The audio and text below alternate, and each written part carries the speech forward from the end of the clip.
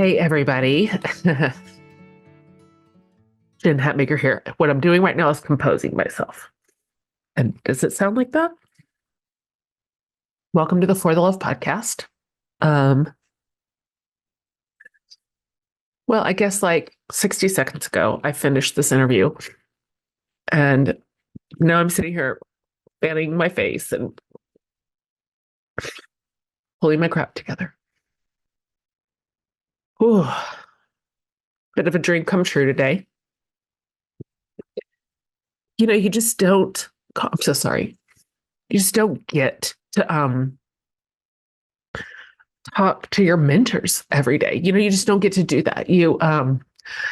I have a handful of women in my life, and I say in my life, I mean from afar, um, who have meant so much to me. And I've watched them, I've watched their lives, I've watched their careers, I've watched them move through the world in a way that has just mattered so much and changed me and challenged me and led me. And it's like a small list.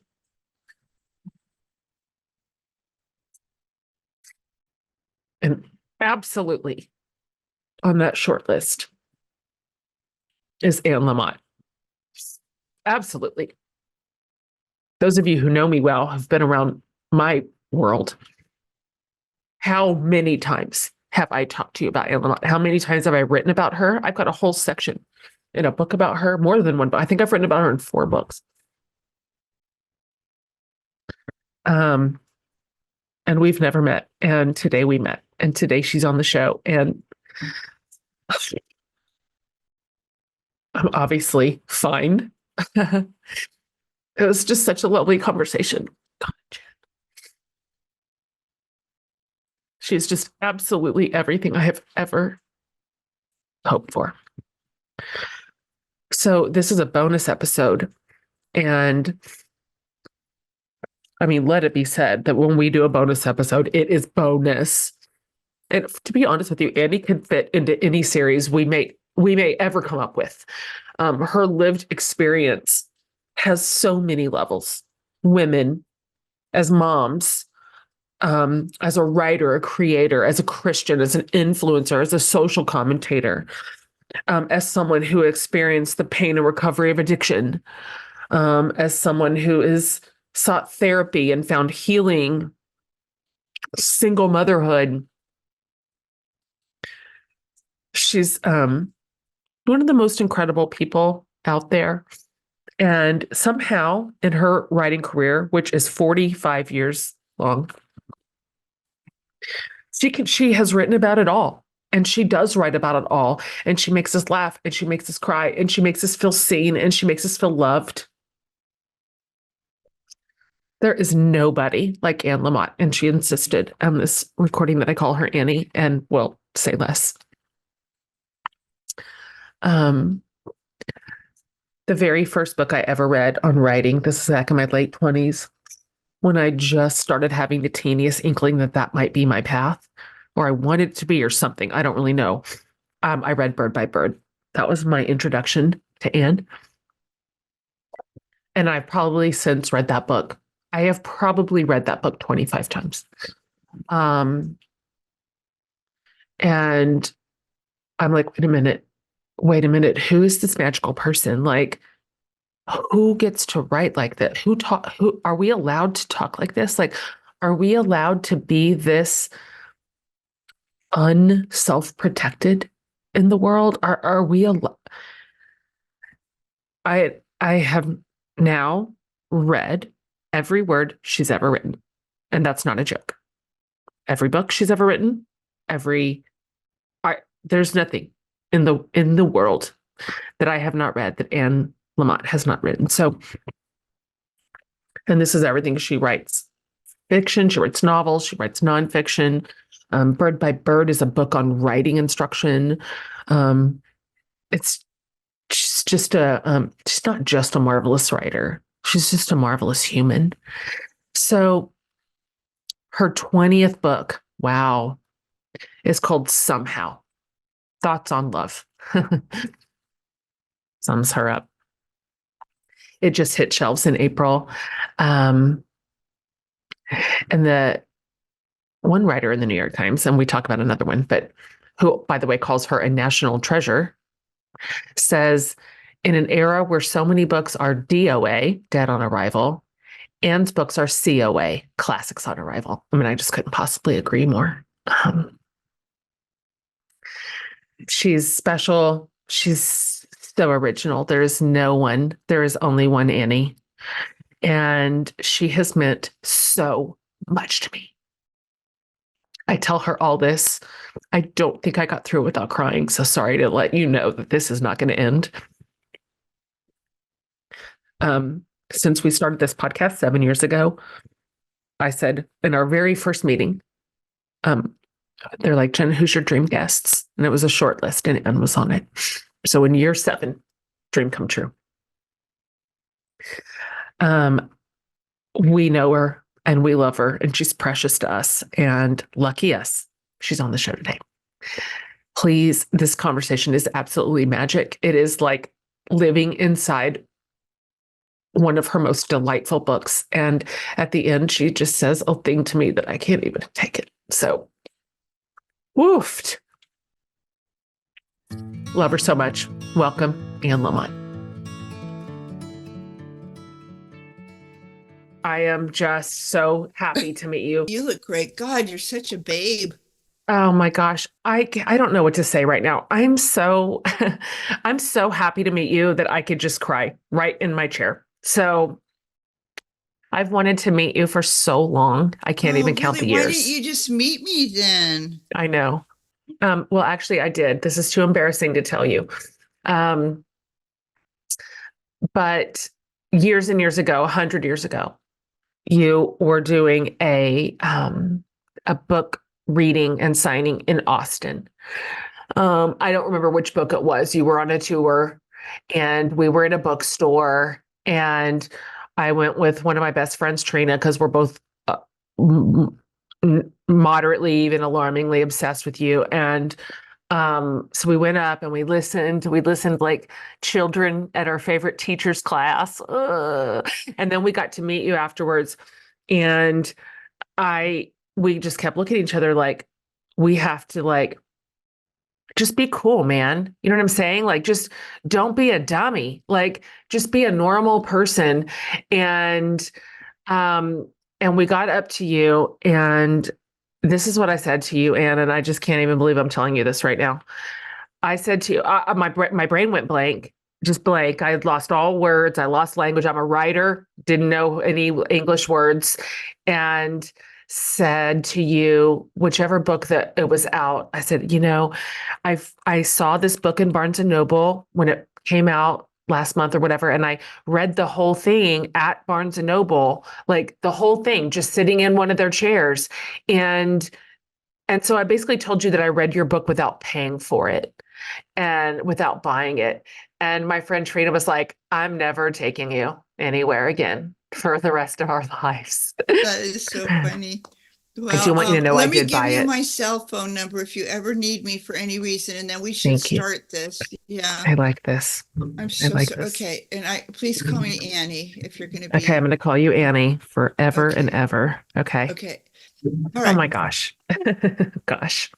Okay. Wow. So I'm so happy that you're here. My community is so happy that you are here. You've been, well, I'm sorry to say this, but kind of a bit of a spiritual guide for so many of us for so long. And I'm at the top of the list. I want you to know that I have written about you in 6 books. I need to get a hobby that is not Annie Lamott, but apparently you're my hobby. So please let me say this before we talk. You have meant so much to me for so long. And when I was a tiny little baby bird fledgling writer who did not know anything about anything, and that is sincere, nothing about nothing. And I didn't know if my inside voice could be the one I used on the outside. I had no idea if that was allowed. I came up through Christian publishing. I'm not centered there now anymore, but that's where I started. And I thought there were rules and I didn't know. And right about that time, as I was just peeking my little tiny face out from the curtain, there's Annie Lamott holding up a different flag than I had ever seen and giving me permission just by virtue of you being you in the world, um, so that I could be me. Maybe I can be me too. And it's been a North Star for me for 25 years. And so I love you. Oh, I love you, Jen. I love you so much. Okay, let's talk about this. Um, your literary career is 40 years long. Is that right? 45, yeah. Gosh, 45 years. Somehow is your 20th book, which is special and rare and marvelous and shocking. Who can write 20 books? It's just, I've written like 14 and I don't know even what I've said. I can't imagine that I had that many words that I typed, but I guess we do. And so, um, I'd like to hear you talk a little bit about what it means to have been a career writer for 45 years, how you have evolved, what you have learned over the course of a career that monumental, that stable, that consistent.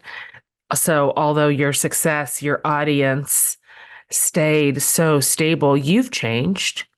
You're different. We all are. I'd like to hear you talk about 45 years of writing. Okay.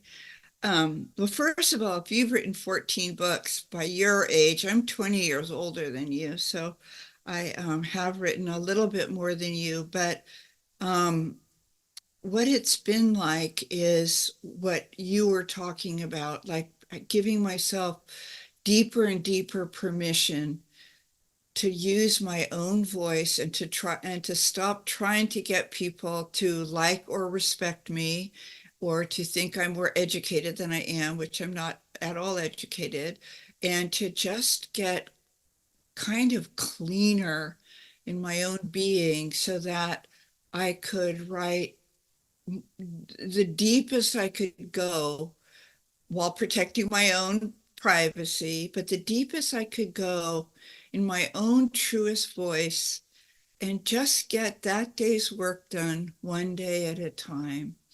And it took doing it gives you nautilus. It's like nautilus for the soul to keep writing your truth and it with your own weird, quirky way of expressing yourself and being affirmed that people seem to like it and to keep going. And it gives you some muscle. And another thing is I got better and better at editing myself as I went along, right? And, the great Jessica Mitford, who wrote um, American Way of Death, I mean, brilliant. She said, you have to kill your little darlings. Oh, And it's it means you terrible. have to, I know, right? I hate that so much. I resent that. But I'm you so have to mad. It's take, rude.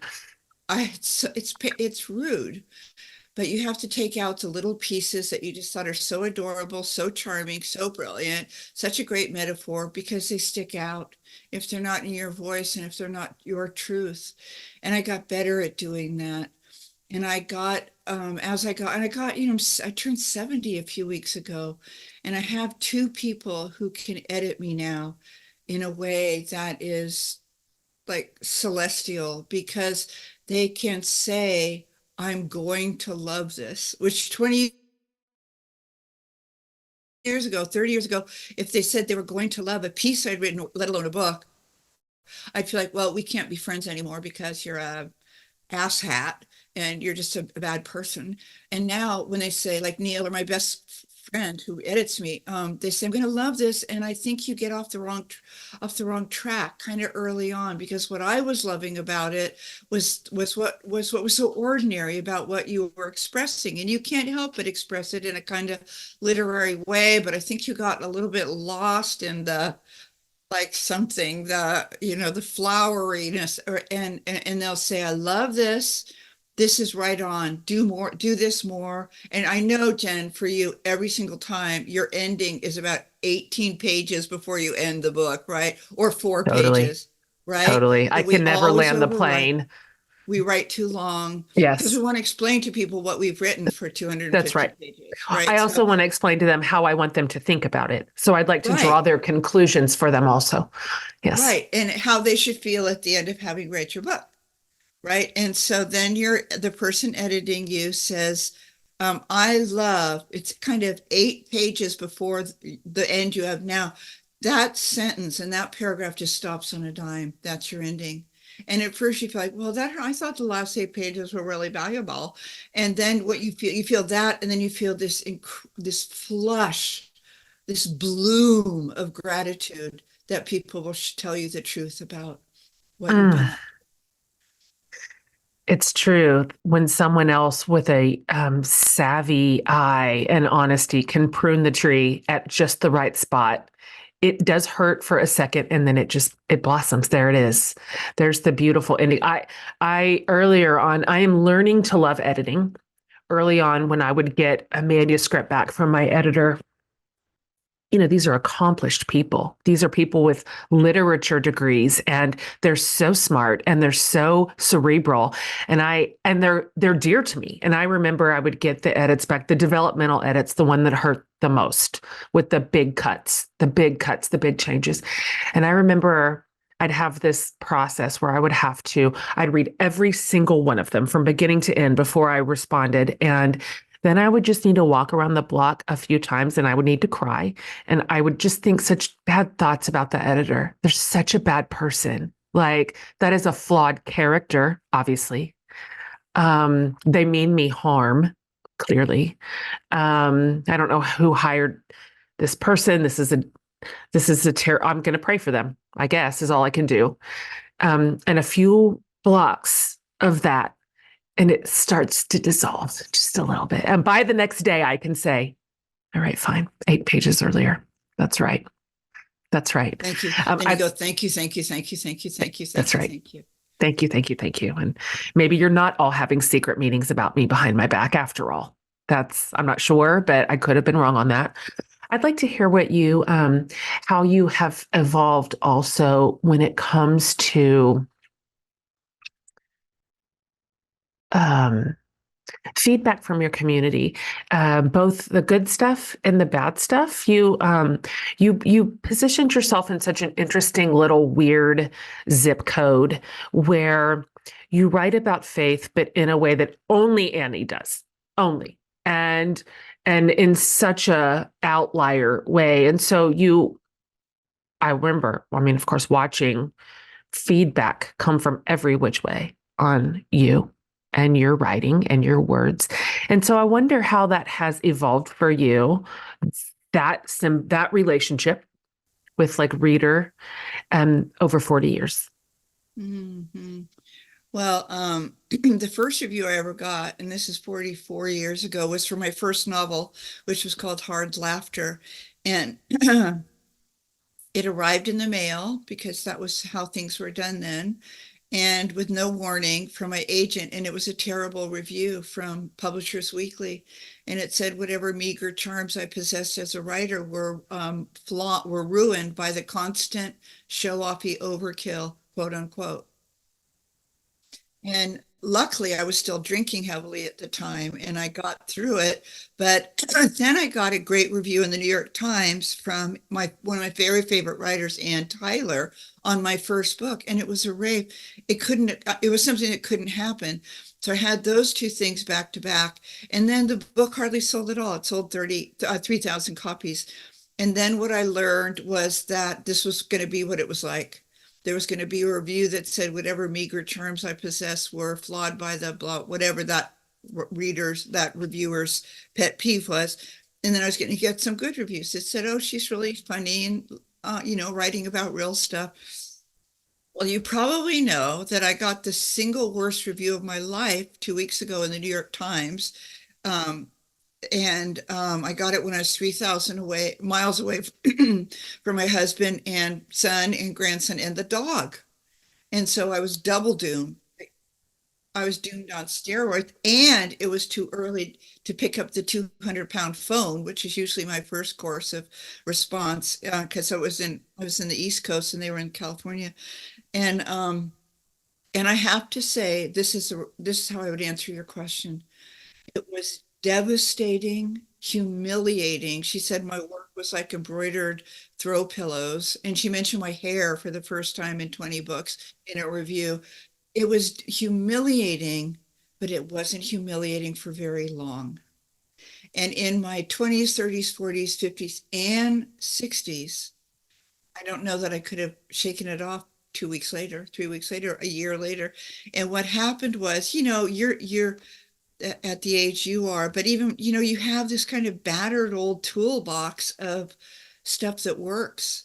And you get it out. And that's what I tell younger people. I say, you know, horrible, scary, weird stuff is going to happen in your life. That's the nature of life. And beautiful, blessed, incredible, grace-filled things are going to happen. But it's all gonna turn into something else. Like I got this horrible review and it turned into something else. It turned into gratitude that I had to do the deep dive into who I actually am and who gets to determine who I actually am, not Alexandra Jacob at the New York Times. I'm not who reviewers think I am. I'm who I and God and the people who adore me think I am. And then the 200-pound phone, you have to wait till everybody's awake. And then you call them and then they do what you need. They get into the revenge fantasy with you and how they hope the person is attacked by snakes or gets like incurable hemorrhoids. And then that helps a lot. But certain things help. And in fact, that's why I wrote somehow was because my son and grandson are going to face catastrophic climate change. They just are going to have a very rough future. And I wanted to write in one place everything that actually works, some of what we've been talking about, but other things that community, certain community, that prayer works, that nature works, that getting out of yourself and becoming a person for others works, filling up bags of food for the food pantry over in the really underserved part of the county works. If you want to have loving things, you don't think your way. If you don't have loving feelings, you don't think your way to that. And it's heaven. You have to do loving things. I wanted it all in one place. And everything I knew that ever has worked and will work and worked the morning I got the Times review was Mm, love, some form of love or another. mm. Oh, I love that. I actually said to myself, this is way too California. I mean, because I didn't start out to write a love book. I started out to write kind of toolbox for my son and grandson for when I'm gone. And I thought the New York City reviewers are going to hate it because it's so woo-woo or it's so love or it's blah, blah, blah. It's not ironic or snarky. And then I thought, oh, well, and this comes with age. Oh, well, whatever. I'm just going to write it because it's in my heart and my soul to write it. Yeah. I learned something from you so long ago, at least 20 years ago, maybe 25. And I don't remember where you said it. This might have been in a book. It might have been in an interview. I don't remember. And it was a short sentence that you said, but it landed for me in such a way that it's been a guiding principle for me in my entire career, which was you said something to the effect of that you didn't write for your critics. It was very short. You said that. And I was in a place in my career at the time where I was only writing for my critics. I had been originally something of a darling in evangelical subculture, and then I wasn't. And then I became a problem child in that place. And so every day was a landmine. Every day, everyone was mad at me. Every day, everyone was disappointed in me. Every day, people were going to, quote, I'm unfollowing every day. And I noticed that I started writing kind of angry, and I started writing defensively, and I started just being a real soapbox person about everything, truly. I mean, and then I heard you say somewhere, I don't write for my critics. And it stopped me in my tracks. And I decided that day I write from and for love. That's what I do. That's all we can do, really. And if the New York Times people don't like it, well, okay. Yeah, I whatever. don't know what they Yeah, like, frankly. yeah, I don't either. So, They trashed Jane Smiley the other day. Jane Smiley, 1,000 acres. I mean, hello, come on. Um, and then yeah, but I know, please, please. Um, but it's like that comes with age too, because it's funny. I was reading one of my daily meditations. It happens to be a Christian one, and it was talking about a beggar with his cup begging, and Peter comes by. It's a guy who can't walk, and Peter comes by, and he just says, like, put the cup down. You don't need the cup because you're going to walk. See, you're not going to be needing your cups. Just and I was when I read that this morning, it was early. It was like standing next to a Buddhist gong, because when you have a book out, and you know this, and you'll know this again, it will keep happening.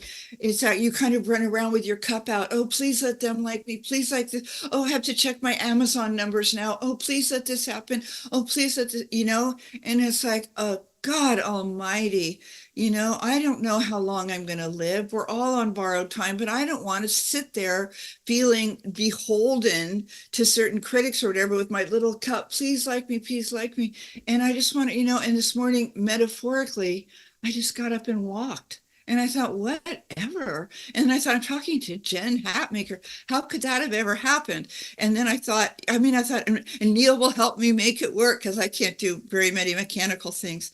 And my son said, Mom, don't let people see you try to do things, because he thinks it'll kind of disgrace the whole family. And so, yeah, so I put down my little cup. And when I got sober, which was almost 38 years ago, I realized that I'd felt because I didn't know that love and respect was an inside job. So I felt like I had, like, instead of my cup runneth over, I had a little cup with an inch in it, and I was trying to get everybody's overflow.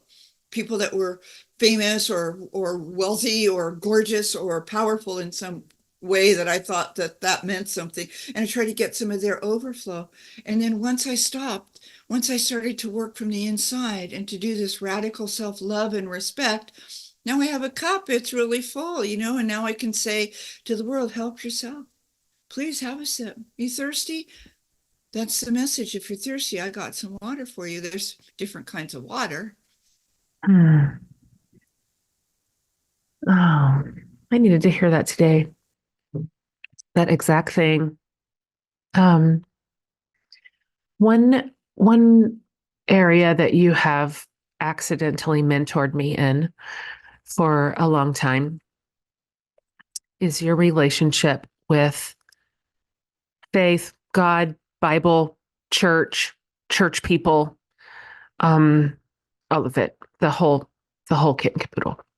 I've had a very, like all of us really, except for you, who seems to have this consistent through line that is rare and wonderful. I've had a very meandering relationship. I um, grew up a pastor's kid in a conservative, like traditional faith space. And I married a pastor guy when I was 19.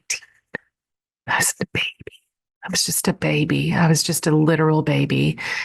And we just did the thing, the template.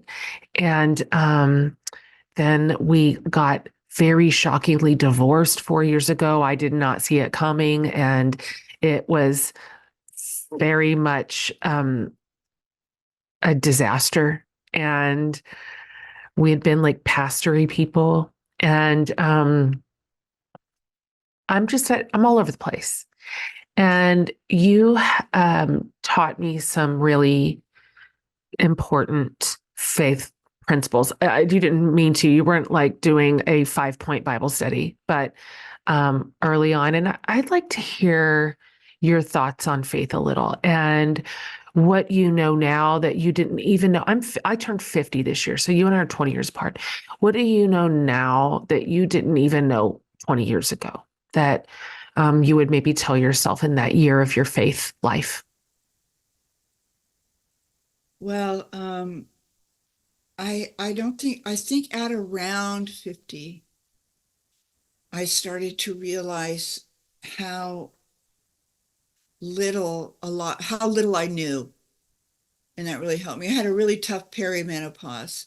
I felt like I was having a nervous breakdown for a couple years. And that the chickens had come home to roost, and that everything bad I thought about myself and everything that a critic or anybody had said about myself was true, and that I was delusional, and that I was so fragile like a twig. And and once I knew how little I knew, I could write in about on a four, what are they, 3x5 index card, everything I knew for sure. And it happened to be the stuff I tell my Sunday school kids. It was that they are loved and chosen, as is, beyond their comfort zones. And that you do get to ask yourself, do I want to be right or do I want to be happy? And we get to be happy. And our parents maybe forgot to mention this, but that we get to be blessing and joy, that God created us in her own image, which was blessing and joy and service. And that I tell my Sunday school kids that we're as sick as our secrets. And I didn't have to have secrets anymore, that there were safe people I could share my stuff with, and that they would be grateful for the trust I had in them. And I taught them that grace bats last. And I taught them that, what Rumi said, that through love, all pain will turn to medicine. That my kids, and there's never very many of them. I mean, I'm at a tiny failing church of about 25 people, so there might be 3 or 4 kids. They're going through divorce. I've had teenage cutters. I've had a suicide. I've had Sam's best friend in the church growing up got shot at a homeless encampment a few years ago. um, they're having very lifey lives. And I tell them that grace bats last. I tell them that grace is spiritual WD-40, and all they have to do is say, help. They don't even have to know what exactly they're praying to. All they have to do is close their eyes and get quiet and say, help. And grace will come in with that thin red straw on WD-40 and spritz them. And that they are loved and chosen, and they are safe. And, I talk to them a lot about shame. This is something I've written a lot about because I had such shame. And I know you did too, as a child of a pastor. How could you?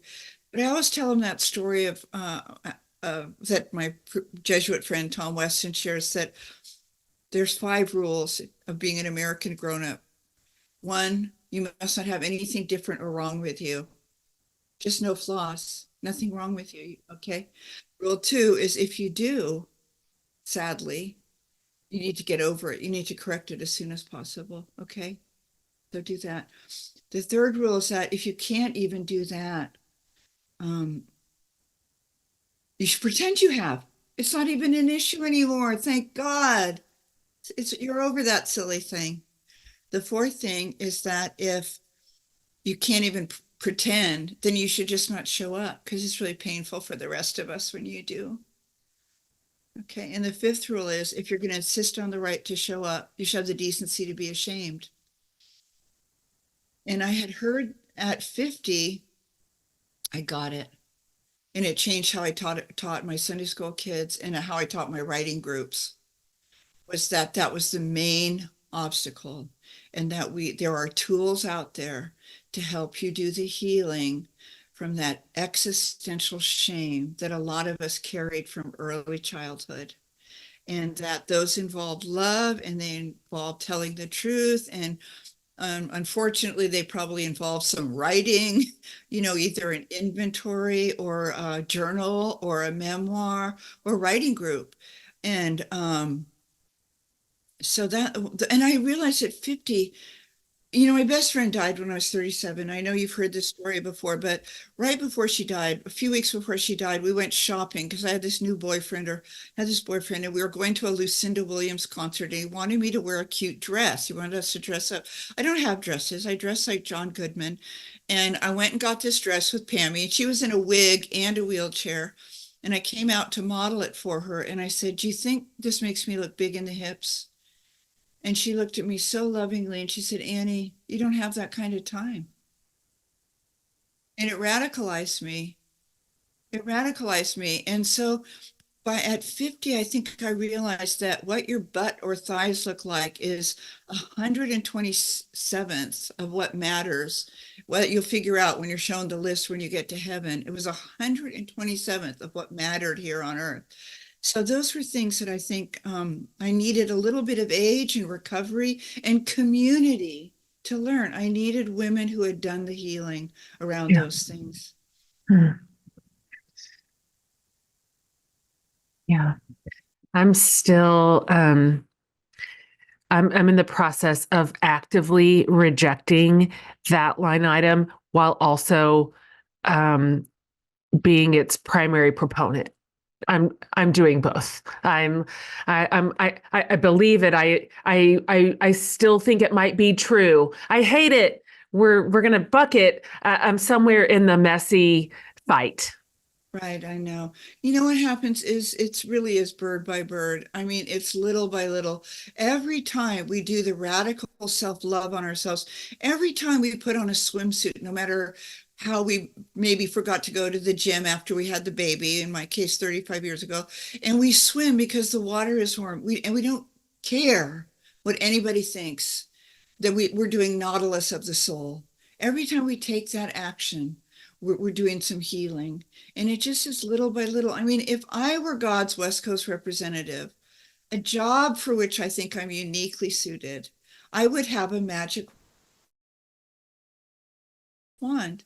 And when you express some shyness or modesty or shame about your body, I would just go, "Oh, sweetheart, thank you for sharing that with me." And I would tap you with my magic wand.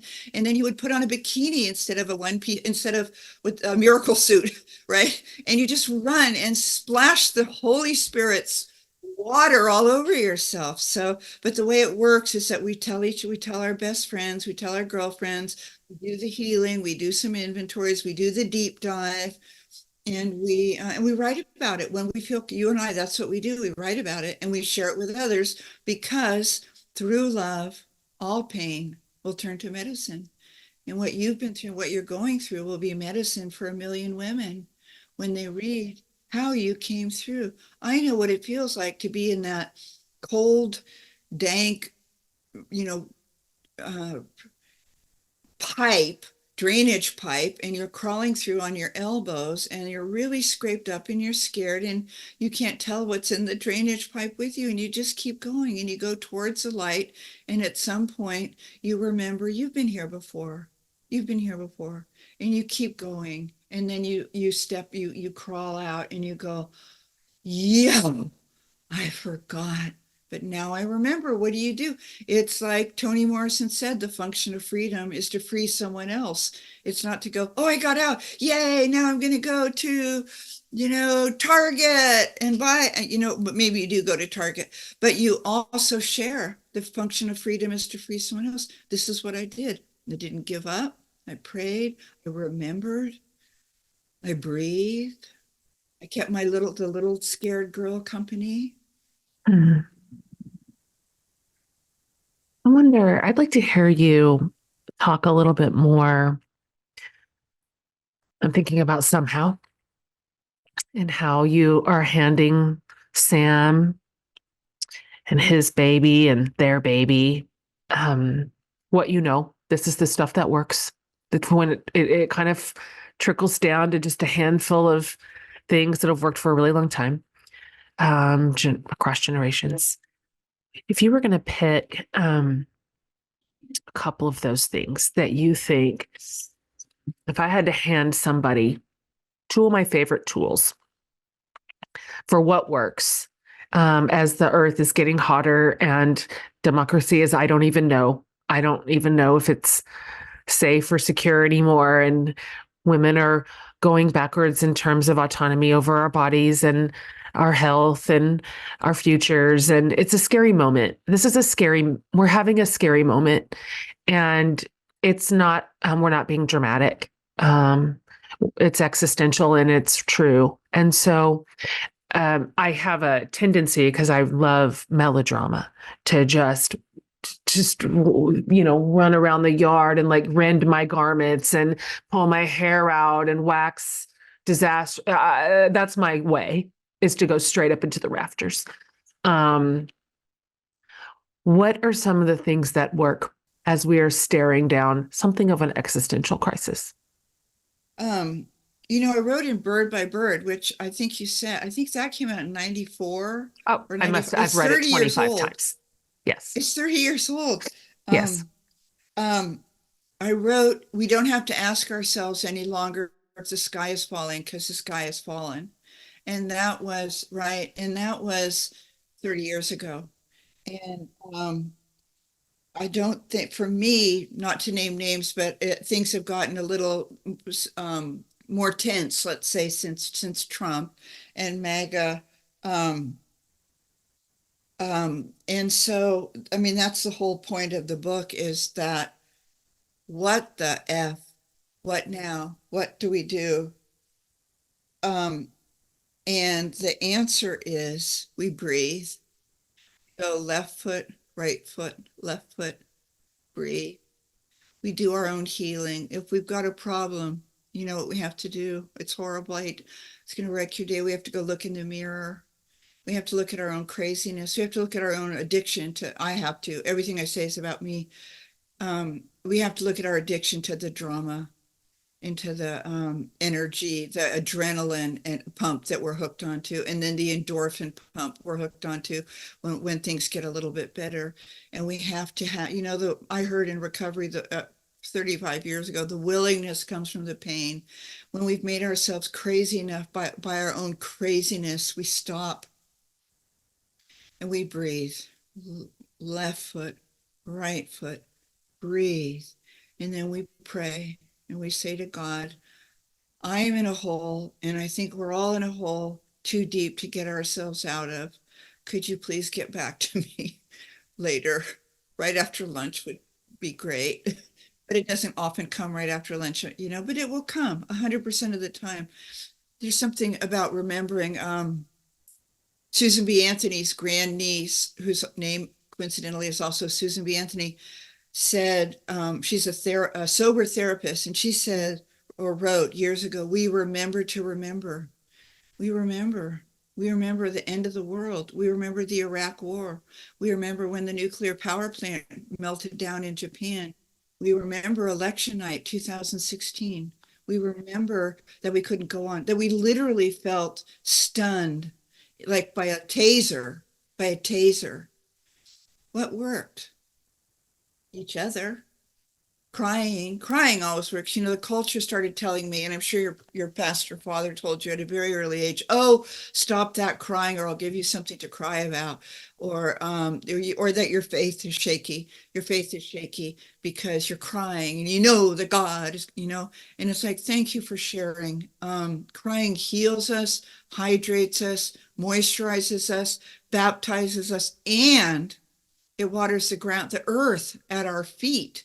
And who knows what crazy birds have been flying overhead, dropping seeds from way down, another county at our feet, and which will now grow.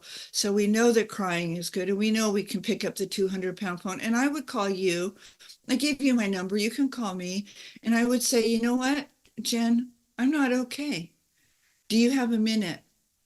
I mean, yeah, and you wouldn't say, oh, for Pete's sake, you've written 20 books and they all have to do with faith, and you're kidding me. You would go, I'm so glad you called. I'm going to get us both a metaphoric cup of tea, and let's pray, and let's breathe. Let's pray the serenity prayer, and let's breathe. Okay, and now let's blow on our tea and then take a sip together. Let's be together, because I know exactly what it's like. And here's something. Last time I was there, this is something I tried. I got into working at the food pantry. I go there 1 day a week. I can't actually work there, but what I do 1 day a week is I take 2 bags of food with a bag of Oreo for the kids over to the food pantry in the Canal District, and then I flirt with everybody there, or whatever. And that is an action that actually, if you want to have loving feelings, you do loving things. That is an action that no matter, like a couple days ago, a draconian abortion law was passed that will mean tens of thousands of girls are going to die trying to get rid of their pregnancies. And what can I do? Well, I can send money. I can send money to all the groups that are fighting for sanity and for goodness and for the rights of girls and for the rights of the born girls and women instead of the rights of the 5-celled zygotes, which is a religious decision, I know, but my decision is to send a lot of money away to people that are in Florida, in wherever, that are fighting in Alabama. And I can go down to Planned Parenthood and I can stand out there with the MAGA people with their signs like, don't kill this tiny baby that is 5 cells, and I can stand there with my sign that says, I support the born. And there's actions I can take. And I don't mean to make this heavily political right now, but there are things you can do that help the least of God's people, and I can do those. And I would tell my Sunday school kids, the great John Lennon line, you know, if it's going to turn out okay in the end. And if it doesn't seem like it's okay, it's not the end. Just keep going, breathing, getting thirsty people water, figure out what kind of water they're thirsty for, and sit with them and maybe touch. And maybe you're the one who needs the water. Maybe stroke your own shoulder really gently. Maybe you're the one who needs a cup of tea. Get outside, look Yeah. up, look up. Yeah. These are the things.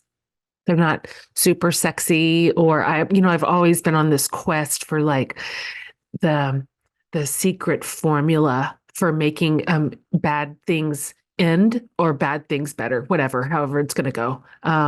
Who has it? Is it my therapist? I think they have all these secrets they're holding back from us. Like, can you just give it to me? Like, can we just cut to the chase and like give me the thing? And it turns out that's the thing. That's what it is. It's those little tiny things that you're right. We remember to remember.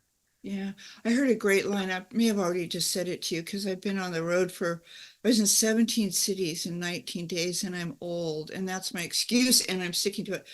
But I read this line and it said, hope is faith with a track record.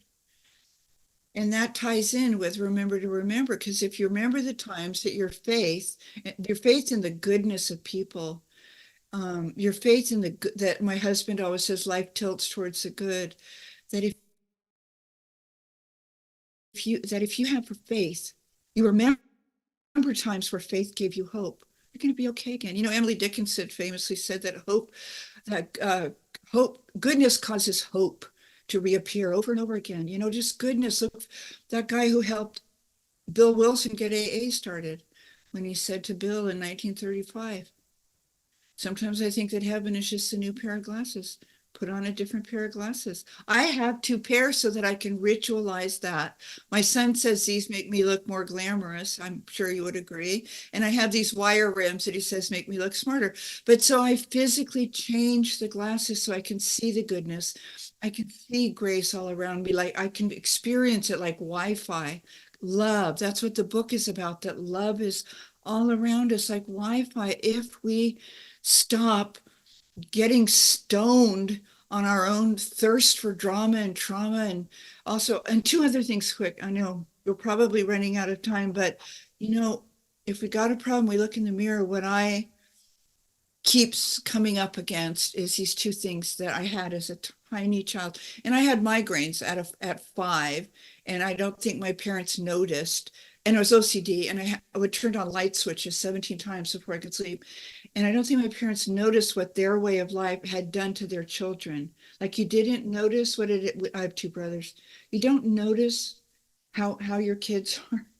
But anyway, what I see is the perfectionism that they instilled in me, and I see the desperate, toxic, malignant people pleasing. And those were the two ways in which I learned to have value. And if I did things perfectly, I didn't get credit for B pluses. I wrote in operating instructions. I was 35 before someone mentioned that a B plus was a good grade. We had conferences with my dad when we brought home B pluses. You know, I have had to do the deepest work on my life of healing those two things of perfectionism. There's a whole chapter in Bird by Bird about it, and the people pleasing, that as a girl in the 50s and early 60s, and then a woman, my value came from pleasing, guess who? The men. And by being of such value and so charming and so much fun and so willing to whatever the men hoped for. And I needed to learn to that was killing me. You know, not love is killing us, not love is killing my country, and not love manifests as a people pleasing. Not love manifests as a perfectionism.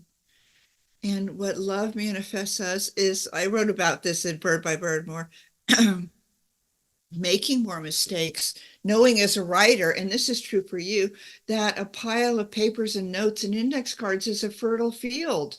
And you don't need to know what you're going to do with them. They know what you're going to do with them. The material knows what you're going to do with it. And it's going to get back to you as it trusts more and more that you're a reliable narrator.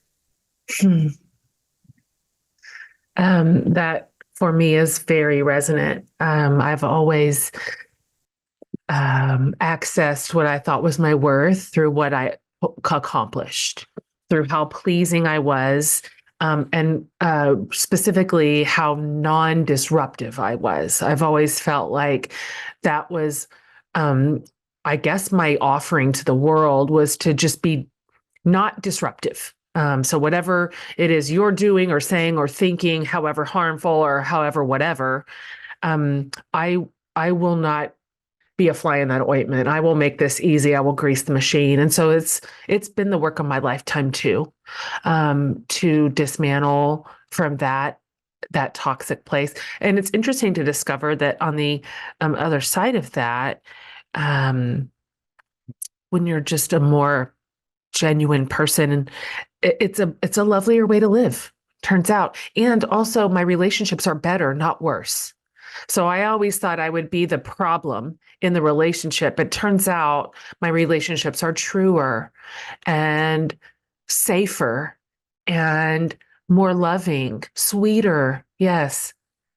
Speaking of relationships, I know you don't have all day to talk to me, but I would love to talk to you about Neil for just a minute because um, I thought, of course, I mean, I was married for 26 years and I thought I would be married for 70. So, that was my long game and I'm a child of lifers. They're 52 years. My in-laws are 52 years. I'm like, well, we're just going to join the club and this is our story. And I certainly did not expect to be in my upper 40s as a single girl. I didn't, with 5 kids, that wasn't I didn't like that plan.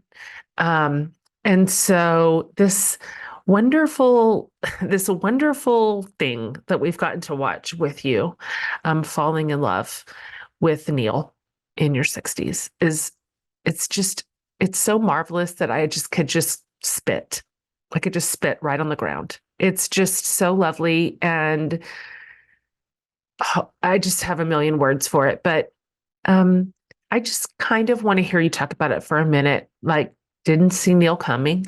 You had just entered this wonderful period of loving your own self, and that was you were going to be your own spouse. And he just came right on in, just barged right on in the door. And Ish, sort of ish. Let me tell you. And let's go back a bit. My son, who's got almost 14 years clean and sober, and his own company now, which is a writing community of 55 beginning and published writers called awritingroom.com, had "We Never Give Up" tattooed on his forearm. And that was how he's got this it came true for him because he had it tattooed on his forearm. Well, I give up, and my way is to just say, okay, I never wanted it anyway. It's fine. My son wanted a writing collective with me kind of as the main teacher, his darling mother, and with everybody he could possibly help get the word to. If you want to get well, writing is involved, right? Okay. And he dreamt of the woman coming along who wanted a kid. My grandson's almost 15. We never give up. And I would see this every day. They live on this property. I would see this every day. And so I did a year of dating awful, weird, strange people, some of whom men who brought manuscripts, etc. And I just kept seeing my son's thing. I kept seeing what he had brought into the world because he just didn't give up. So I kept doing this. And then I was on this match thing called Our Time for slightly older people. And this guy came along and I rejected him because he was allergic to cats, and cats are my life. And he thought it was because he wasn't Jesus-y enough. He's very spiritual, but not particularly Jesus-y, not Jesus-y, but he's more like a Eastern tradition. And eventually we connected in a way where I said, "Oh, it wasn't that. It was that that you're allergic to cats, and I don't like to leave my house, and I sleep with my cat, and blah blah blah." And he said, "Oh, I can live with cats. We do." He has a trick. You put brewer's yeast in the kibble, and it neutralizes the proteins in the saliva. He's not allergic to the dander. He's allergic to the protein in the saliva. We started doing that. We've slept with a cat every night for almost 8 years now. So we got married 3 days after I started getting Social Security. And it was really because if you read in somehow, I hit a bottom about having been all things to all people except to myself. And my brother, on the worst day of my life of loneliness and isolation and having given up, my older brother tried to hand me a nice Christian bumper sticker that God never gives you more than you can handle, which I think as a Sunday school teacher is a total crock, right? And I hit the wall, started crying, went into rage, got in the car, drove, sobbing and screaming at my son, my grandson, my brothers, my parents for having sucked me dry. And my mentor of 35 years, Horrible Bonnie, finally said, "Annie, this is what we paid for. Finally, you've arrived." And what she said was, for the next 3 months, you're going to have a romance with yourself. You're going to be your own priority. And that is how you're going to become. You've never been your own priority. You've had kids, a grandchild, you've had everybody. She said, you're now your own priority. And it begins with stopping at the health food store on the way home and buying the overpriced handmade tamales. And that is how I met Neil, was that I bought the overpriced handmade tamales at the health food store and a small bouquet of flowers. And I did 3 months of romance, of love, of putting lotion on those jiggly bits on this somewhat aging body, on just on treats, and and Horrible Bonnie had always said, "Annie, watch the self-talk." And I watched the self-talk, and I did my prayers. I did my spiritual path. I do a walk every day. One acronym for God is the great outdoors, good orderly direction, the great universal spirit for the agnostics, which spells Gus. And I did that every day. And then at some point, there's a chapter in somehow called hinges, and the door opened and Neil walked in. I'm so happy about it that it makes me want to cry. It's put like an emotional feeling like in my soul. I love it. I love him. I love you together. I love that you loved yourself, that you were your own best friend first. Yes. Can you tell me what it's like to have a 15-year-old grandson? Because I am just recently removed from having a 15-year-old child, and it is a lot. And I have had 5 15-year-old children, and parenting the children in those years it's a lot. And I'm just curious if they turn out better when they're grandchildren. Is that a better? Well, the thing about grandchildren is that they leave. You know, I remember when Sam was a baby, I might have written this in operating instructions we was about 6 months old. I thought, don't you have any other friends? Why it's just me? And with a grandchild, they leave, they go over to their own house and across the way. Yeah, but the thing with 15-year-old children and grandchildren is grandchildren, the last thing they need is a friend. You know that they don't need a friend. They need, I mean, I've been the rock for my grandchild because the difference is that you don't have a position on what they should be studying or eating or doing after school. You just love them, like Paul Simon saying, like a rock, and you are their rock. And their parents think they could be doing better with this, start doing that, stop doing that, and whatever. And I don't have that with my grandchild. And Yeah. yeah, Oh, but that's an exciting future for all of us parents. We are, all I do is make a list of everything I've gotten wrong. And yeah, it's a well, long that's the list. shame. Yeah, those are the Yeah. shame protocols, right? So you do the healing around shame, and I bet I would adore your children.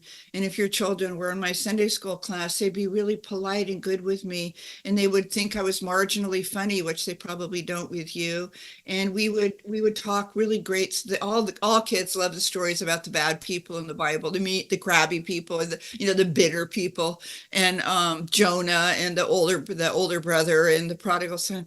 And we would talk about that. We'd laugh. We'd look in the mirror of those cranky people. And then we would have snacks because I'm not stupid. And then we'd do art together. And your kids would make me feel that I'd done a bad job with mine because that's the human condition. And then we'd meet up in the courtyard and you would have been at Sam's at a writing room with Sam, and you would say, if my kids, anyone, just one of them, could turn out as rich in spirit and decency as Sam, you know, because that's a human condition.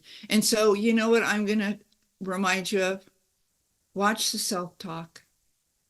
You would not talk to me the way you talk to you.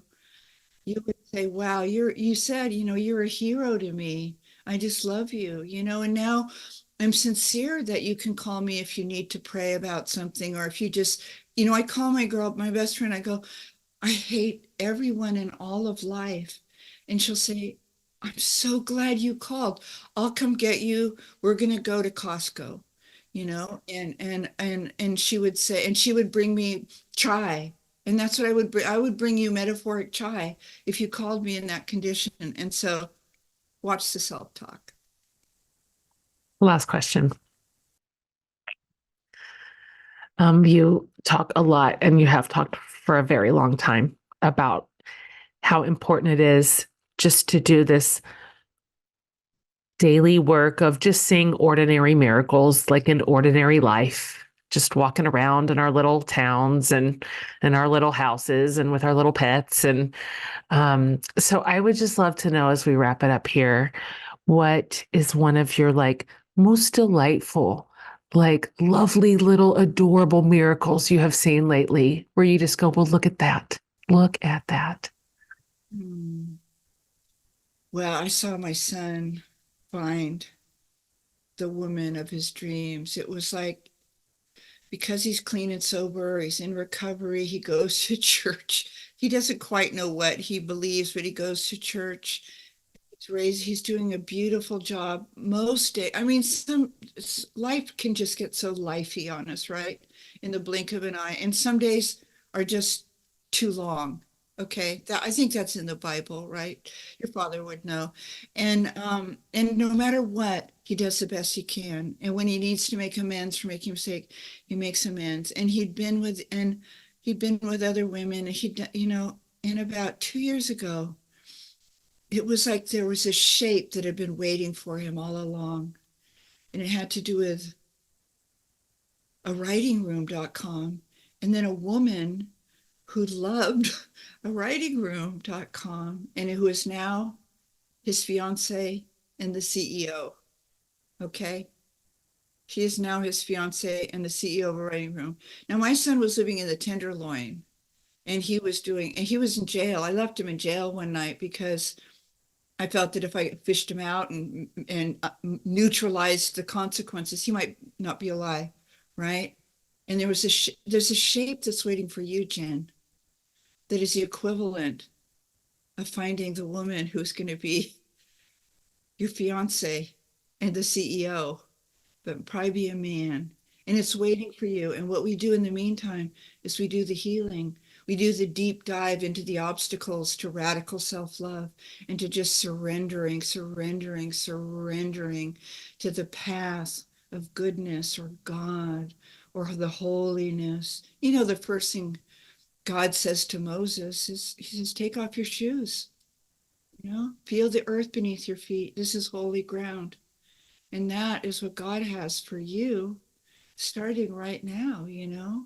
Take off your shoes and wiggle your toes in the earth, wiggle your toes on the lawn, look up, breathe, and that shape is waiting for you. And when you are restored from what you've been through and all this nautilus for your soul you've been doing, you're going to step forward into that shape and you're going to laugh out loud and you're going to call me and you're going to say, Annie, got a minute?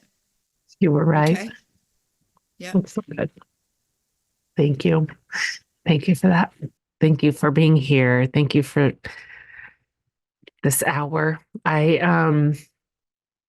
going to be really composed right now, but it just means the world to me, and you do, and you have, and thank you for just by living. You weren't trying to put on a class, but just by living and just by writing and just by being you, you showed me something I did not know. You showed me a possibility for how we get to walk around on this earth in our years and how we get to live inside our little bodies and our skin and how we get to the use people we were born to be. It takes what a lovely idea. It takes whatever amount of time it takes. We get to be the person fearfully and beautifully made we were born to be. Right. Amen. That's it. Right. And so that's it. Life is complicated and hard, but some parts of it are really simple. Thank you for being here. I love you so much. Thank you so much. I love you too. All right, you guys. Well, I need to go to bed. I just feel like I need to hang it up for the day. I've peaked. I've certainly peaked. There's nowhere but down from here. And so I think this is just it. I'm going to let this be the end of my productive day, and I'm just going to float around.